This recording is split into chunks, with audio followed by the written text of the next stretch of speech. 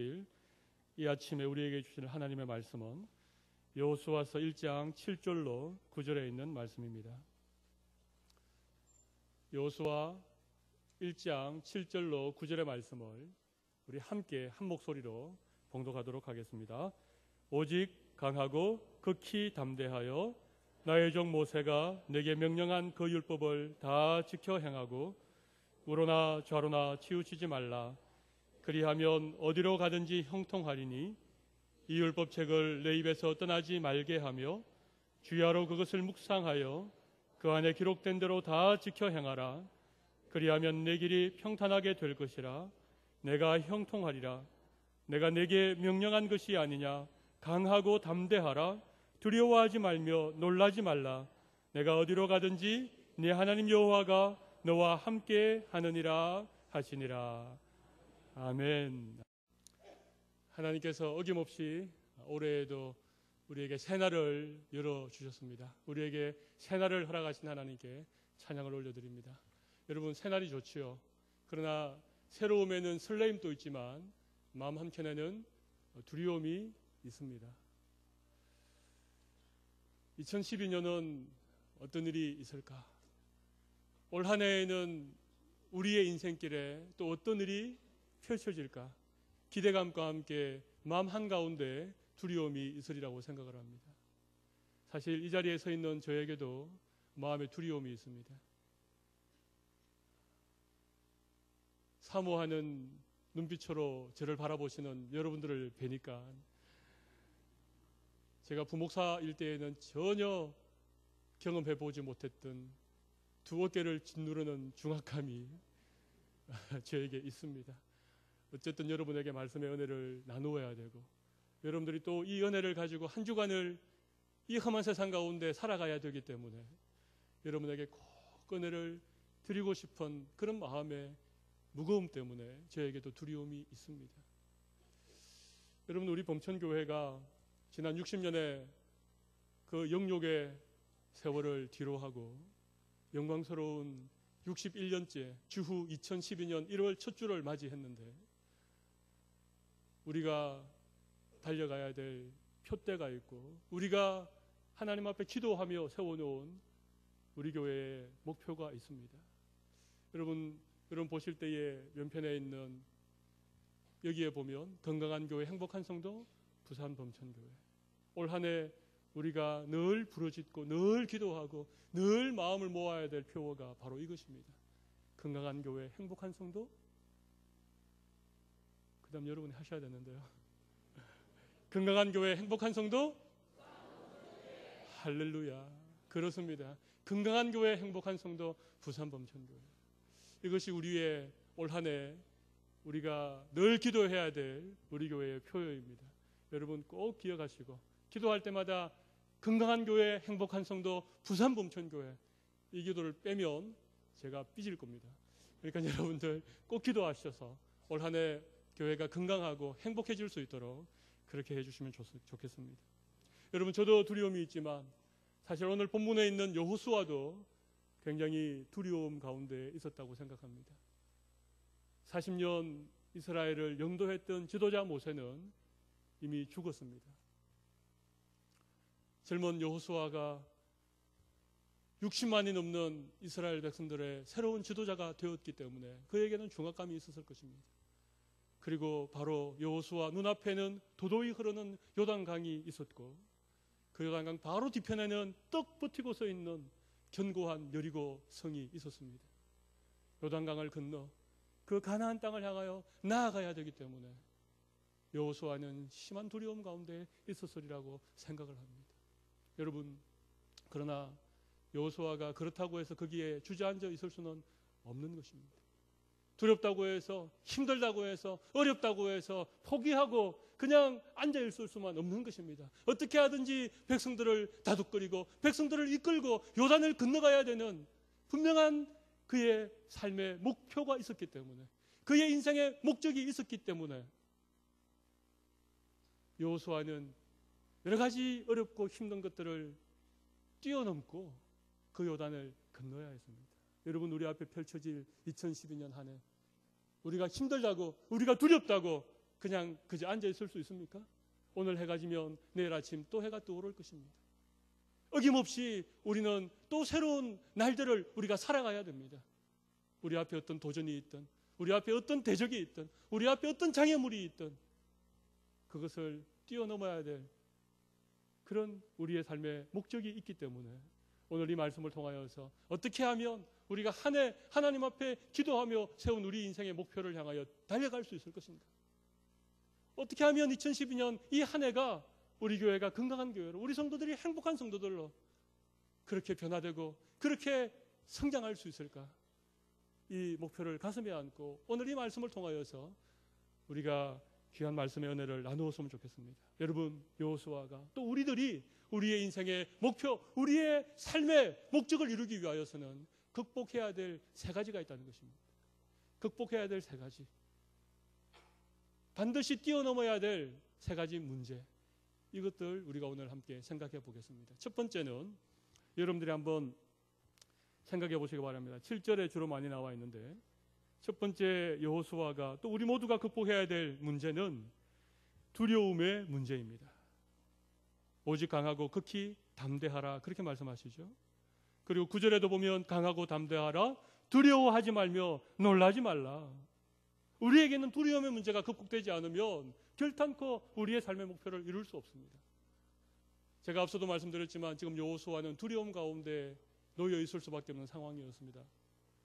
그러나 여러분, 진정한 두려움은 외부적인 요인이 아니라고 하는 사실을 기억하십시오. 아무리 요단강이 도도히 흘러도, 아무리 여리고성이 떡 붙이고 서 있어도 그것이 두려움의 궁극적인 원인이 아니라고 하는 것입니다. 우리 건강의 문제나 아니하면 우리의 어떤 불투명한 미래 때문에, 경제적인 어려움들 때문에 우리의 마음에 두려움이 찾아오기는 하지만 여러분, 그 두려움이 우리 두려움의 궁극적인 문제가 아니라고 하는 얘기입니다. 여러분, 두려움은 우리 내면의 문제입니다. 두려움은 외부적인 어려움들이 해결된다고 해서 우리 마음에 있는 두려움의 문제가 결코 해결되지 않는다는 것입니다. 여러분, 그렇지 않습니까? 여러분, 오늘 하나님께서 여호수아에게 두려워하지 말라, 놀라지 말라 그렇게 말씀하시면서 하나님께서 여호수아에게 주시는 신실한 약속이 무엇입니까? 그것은 내가 너와 함께 하겠다는 말씀입니다.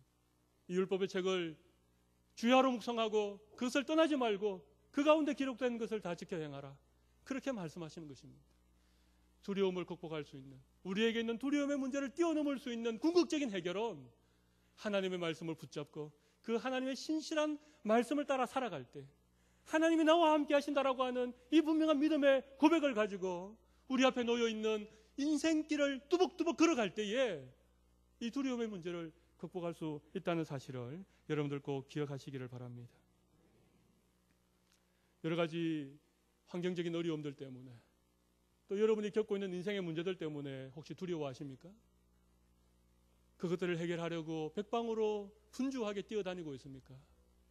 여러분, 잠시 그 걸음을 멈추십시오.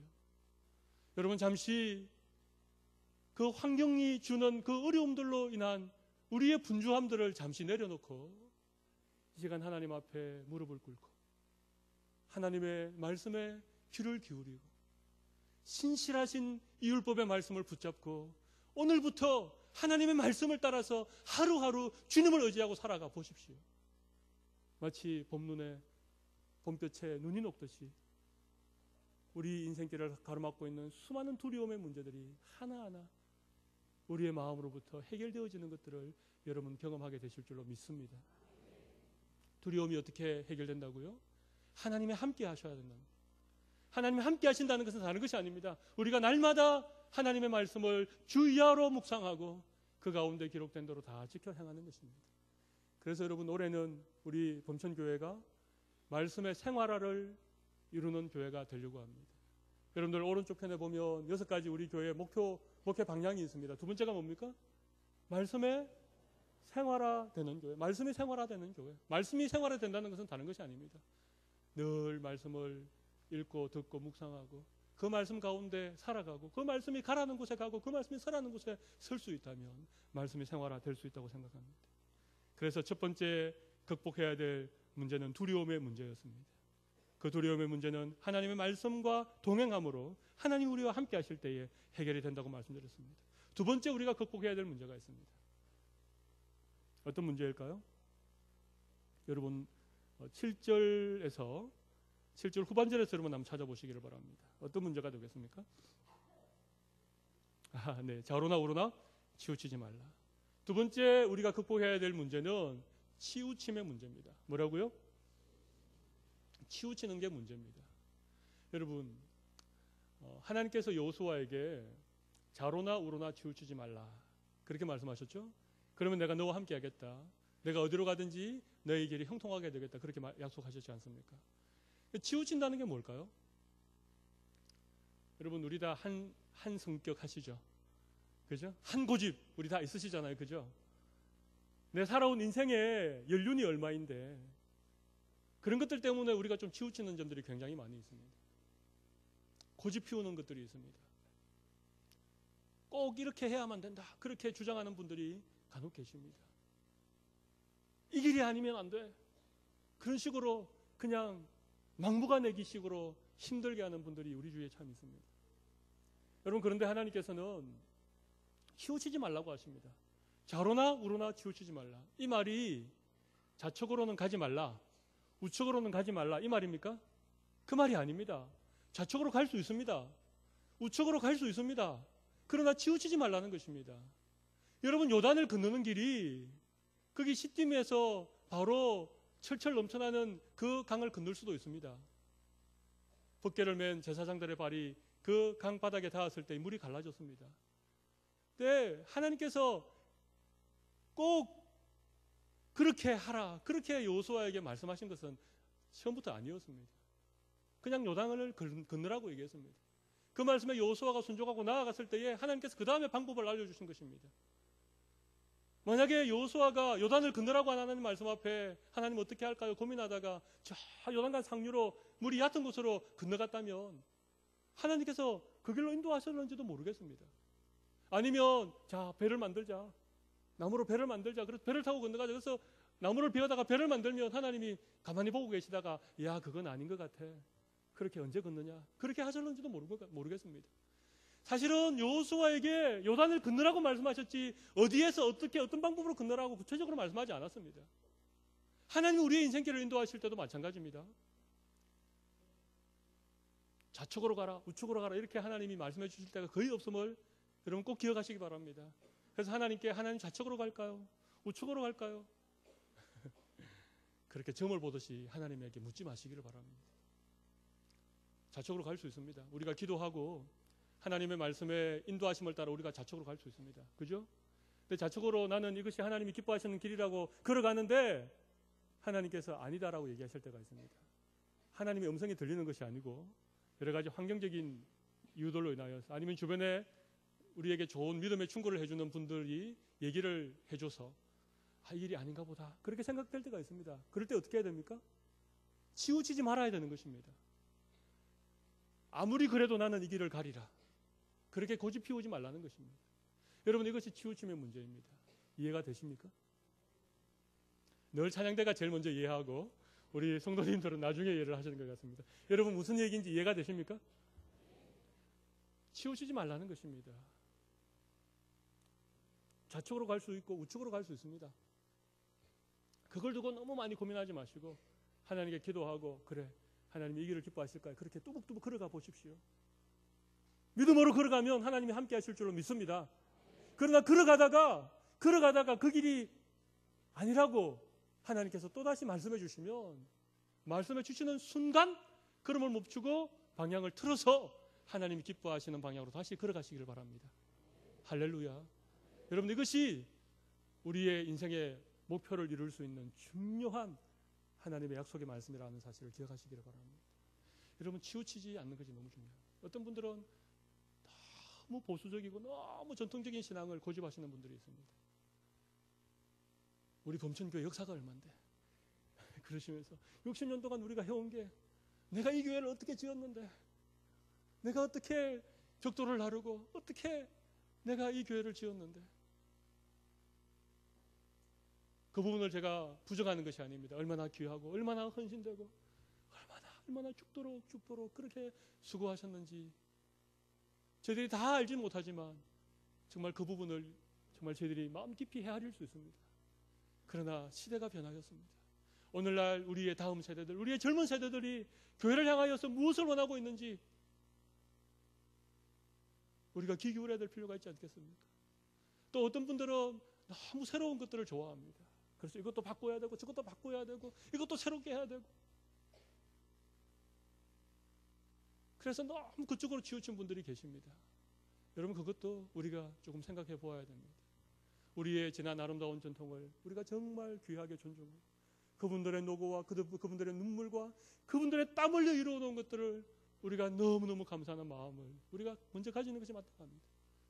그러나 또 하나님이 우리 교회 가운데 새 일을 이루실 것들을 기대하면서 새로운 변화와 새로운 성장을 위한 새로운 시도에 대하여서 우리가 마음의 문을 열고 하나님이 좌로 가라 그러면 저희들이 좌로 가겠습니다.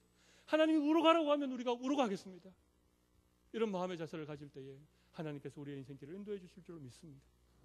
우리가 한 해 하나님 앞에 기도하면서 세운 우리 인생의 목적을 하나님이 반드시 응답해 주실 줄로 믿습니다.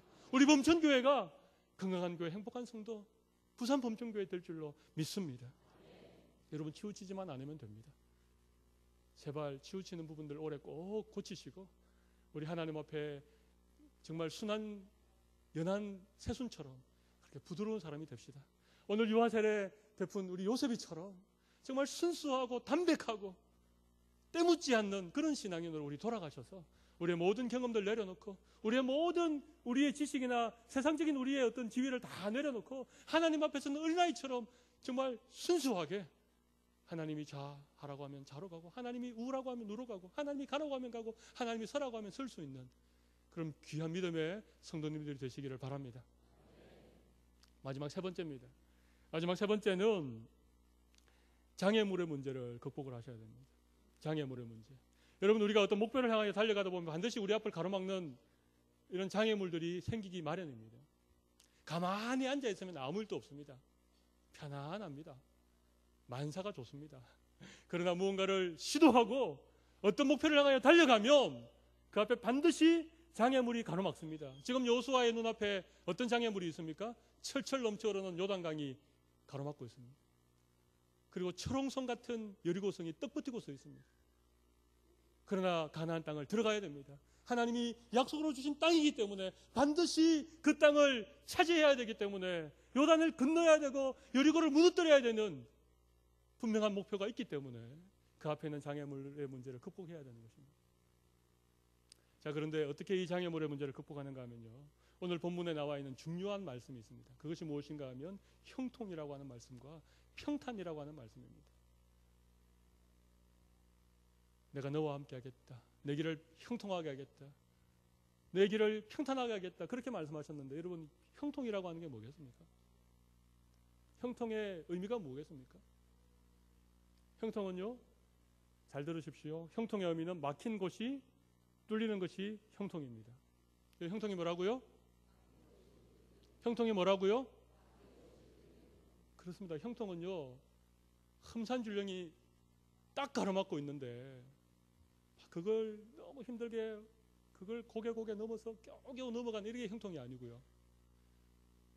태산 같은 흠산줄령이 딱 가로막고 있는데 여러분 요즘 터널 많이 뚫리죠. 우리 부산에도 황령산 터널도 뚫렸고 옆에는 수정산 터널도 뚫렸고 그래서 우리가 얼마나 다니기 좋습니까?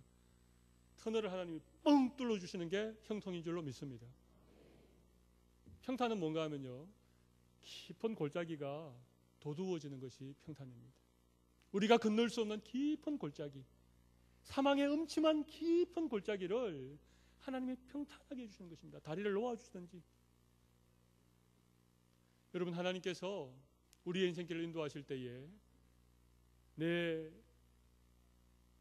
내가 형통하겠다, 내 길이 평탄하겠다, 이 말씀은 우리에게 아무런 문제가 없다, 우리 앞에 아무런 장애물이 없다, 그런 얘기가 아니고 우리가 살아가다 보면 겪게 되는 여러 가지 어려움들, 여러 가지 인생의 문제들, 수많은 장애물들이 우리 앞을 가로막아도 하나님이 형통하게 해주겠다는 것입니다. 하나님이 평탄하게 해주시겠다는 것입니다. 이 약속을 신실하게 믿으시기를 바랍니다. 여러분, 형통이라는 말의 의미를 새롭게 해석해 보니까 우리의 마음이 뻥 뚫리는 것 같지 않습니까? 우리의 답답하던 가슴이 뻥 뚫리는 그런 은혜가 있지 않습니까? 저는 이 형통의 의미를 깨닫고 나서 얼마나 감사했는지 모르겠습니다. 야, 내 인생은 왜 이럴까? 내 인생은 왜 이렇게 힘들까, 어려울까? 그것 때문에 늘 마음 한켠에 무거운 짐이 있었는데 하나님께서 형통이 무엇인지를 말씀해 주셨을 때에 제 인생에 새로운 날이 열리는 것을 제가 경험했습니다. 여러분, 우리가 잘 아는 요셉, 형통의 대명사 요셉, 창세기 39장에 보면 요셉은 하나님이 함께 하셨기 때문에 형통한 자가 되었고 그가 손으로 하는 일마다 형통하게 되었더라, 그런 말씀이 나와 있는데, 여러분, 요셉의 삶이 정말 형통했습니까? 형통했습니까? 형들의 미움받아 노예로 팔려갔잖아요. 그래서 열심히 해서 가정 총무까지 되었는데 그 주인의 아내의 그런 누명을 뒤집어쓰고 옥에 갇히게 되지 않았습니까? 여러분, 그게 형통입니까? 그게 형통입니까? 그게 요셉의 인생길이 평탄한 것입니까? 그런데도 왜 하나님께서 계속해서 요셉에게 내가 너와 함께함으로 너가 형통한 사람이 될 것이다, 그렇게 말씀하셨습니까? 여러분, 참 놀랍게요. 그 옥에 갇히는 그것이 하나님의 시나리오였습니다. 하나님의 계획이었습니다. 그곳에서 떡 맡은 관원장, 술 맡은 관원장을 만나게 함으로써 바로의 꿈을 해석해주고 일약 순식간에 그 세계 대제국인 이집트의 총리 대신이 되지 않았습니까? 그래서 기근에 죽어가는 그 이스라엘 백성들을 다 구원하는 놀라운 구원의 역사에 쓰임받는 위대한 인생으로, 형통한 인생으로 요셉의 삶이 쓰임받지 않았습니까? 여러분, 형통이라고 하는 말씀을 잘 이해가 하시기 바랍니다. 장애물의 문제를 하나님 어떻게 극복하게 하신다고요? 너를 형통하게 하겠다, 내 길을 평탄하게 하겠다. 올 한 해 이 약속의 말씀을 굳게 붙들 수 있기를 바랍니다. 여러분 앞에 어떤 큰 산이 가로막으면 이렇게 하나님 앞에 기대하며 기도하십시오. 하나님께서 어떻게 터널을 뚫어 주시는지, 하나님께서 어떻게 형통한 길을 내실는지, 그런 기대를 가지고 하나님 앞에 기도하시면 하나님께서 우리의 인생길을 형통하게 인도해 주실 줄로 믿습니다.